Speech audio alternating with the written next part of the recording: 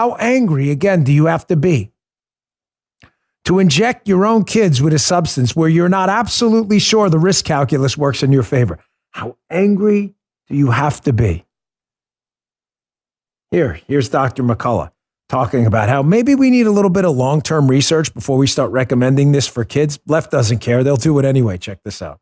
As we sit here today, if the topic of discussion is childhood vaccination, it is clear, based on publications of representative data, that the risks far outweigh any potential benefits of vaccinating children. And the data are clear. And in the last few weeks now, reports have come in, one from Connecticut with oversight from the pathology from the University of Michigan and from the University of Minnesota on 2 teenage boys who died on days 3 and 4 after the Pfizer vaccine. And the parents were horrified to find the children dead at home.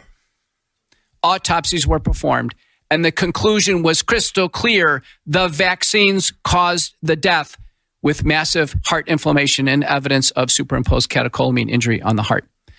Fatal reports have come in from Choi and from Verma, Choi in Korea, Verma from Washington University in St. Louis. It is clear that a vaccine is being pushed, is being encouraged and mandating that, in fact, results in death of children. Results in death of children. One death is too many.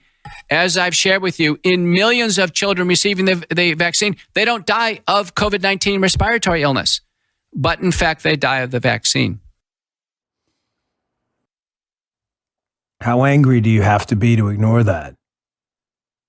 How angry do you have to be at the world to ignore that because your liberal socialist allies told you to stick something into your kid's arm, your boy or girl, even though it's forbidden at Disney, despite the fact that you realize, oh, the risk may be low, that you could cause some serious complications because a leftist and your political god, small g god, told you to do it? How angry do you have to be? You just heard The Dan Bongino Show.